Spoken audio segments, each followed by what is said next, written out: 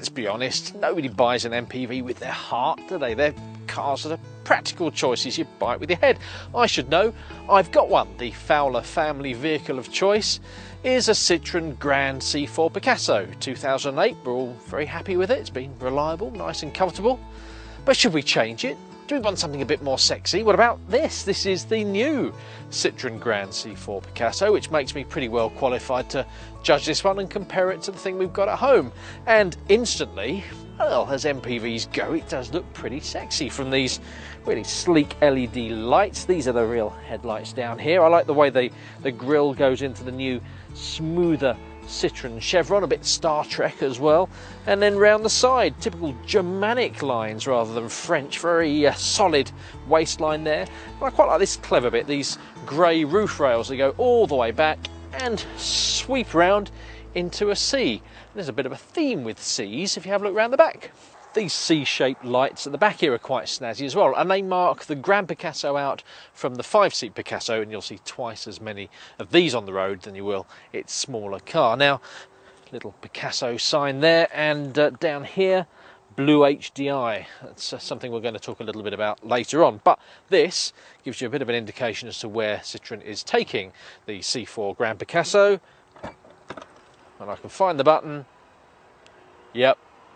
It's gone posh. On the top models, you even get a powered tailgate. Something that, let's be honest, how have we lived without power tailgates before? You still, unfortunately, get a bit of a pain in the backside. One of these luggage covers. Yes, it's light, but there's nowhere to put it, so let's get rid of that. As with my car, it's really easy to change from a 5-seater to a 7-seater. Go on, time me. You put those bits up there. There we go. And with 2 hands, you get 2 seats at the back. Very similar to the old car, but frankly, if it ain't broke, don't fix it.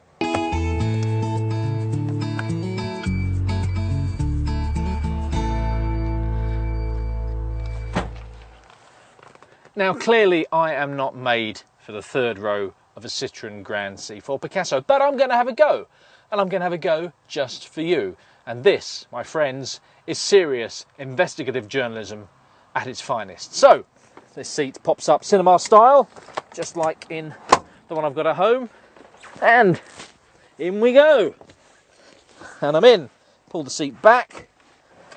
Now, probably ask the person in front to make a bit of a compromise.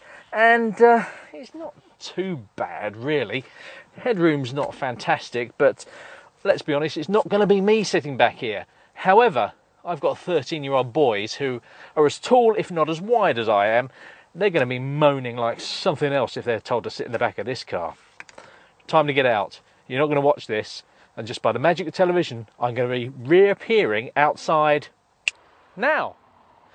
Most of the time these cars are going to be used in 5-seat mode, and that's where there's some really good news, because this car sits on Citroën's new EMP2 platform. It's lightweight technology that also underpins the Peugeot 308 and numerous other Citroëns and Peugeots to come. What that means is the wheelbase of this car is about 11 centimetres, what's that, about that much longer than the old one, yet the overall length is only 1 centimetre longer. That translates into loads of space inside.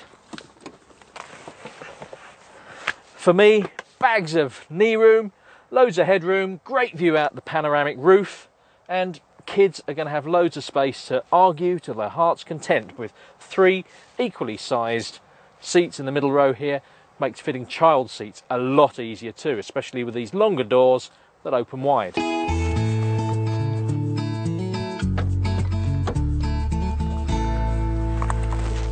So what's it like up here for mum or dad? Well, I said that Citroën are going all posh, and that is really represented in here with a rather gorgeous dashboard with some really high quality materials.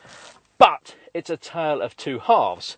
Excuse me using the Fowler ring. Just to test this. Yeah, that sounds nice and soft there. Nice and soft there. Ooh, really cheap plastics in the bottom half of the cabin. But still, This car, albeit the top of the range model that will close in on £28,000, is absolutely loaded with kit. You've got keyless stop start, you've got the electronic parking brake, which was in the old car, lots of storage spaces, places down here that I don't think that's refrigerated anymore, but it's a handy storage space, and a wonderful 12-inch TFT screen, which if you start the car up is complemented by this little touchscreen here for all the navigation and infotainment systems. You can even get Facebook in here. What more could you want? I know what more you could want. A car that drives really well. So let's give it a go.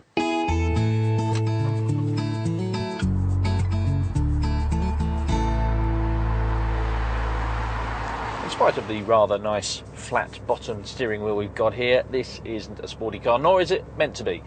Thankfully Citroën has avoided the temptation to make it ride horribly and handle adroitly when, frankly, it's about carrying the kids around. So the ride is comfortable, it's firmer than the old car, but it's less bouncy and less wallowy than before.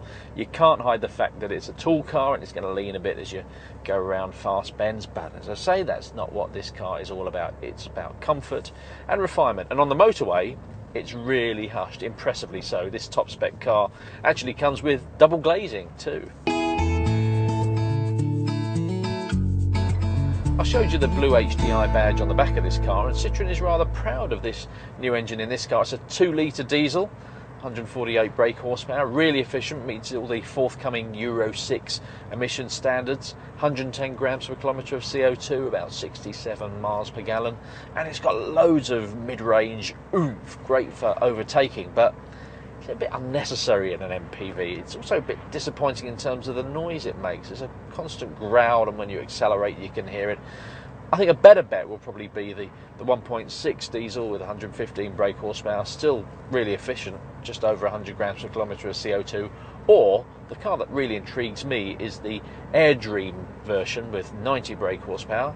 Whether that's enough in a car of this size will remain to be seen, but the emissions figures and MPG are sensational for a 7-seater.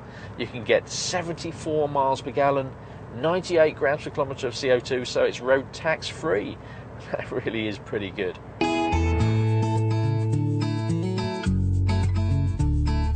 What the Citroën Grand C4 Picasso is all about, though, is ease of use. It is an easy car to drive. It's a comfortable car to drive. The space in the back is great. And I also love the visibility. Not only this giant windscreen, but also the massive glass panels in the A-pillars and the deep windows, which makes it a really easy car to drive around town, and crucially a really easy car to park. Bizarrely, Citroën is stuck with all these buttons on the steering wheel, though. It's like somebody scattered hundreds and thousands over a birthday cake. I wish they'd clean that up, because the rest of the cabin is really, really nice.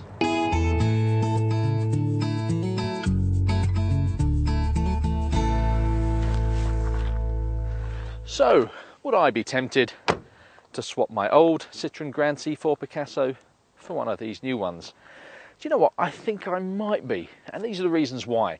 Whenever you're buying a new car, I always say you've got to future-proof yourself. You've got to future-proof yourself against running costs, because they're only going to go one way. So you've got to get a car that's really efficient with high MPG and low CO2. You've also got to future-proof yourself against your family. They are only going to grow. You're going to need more space. Now, as for my family, the third row is probably occasional use only, but the extra space in the middle row would come in really handy and stop a lot of arguments, and that's a good thing.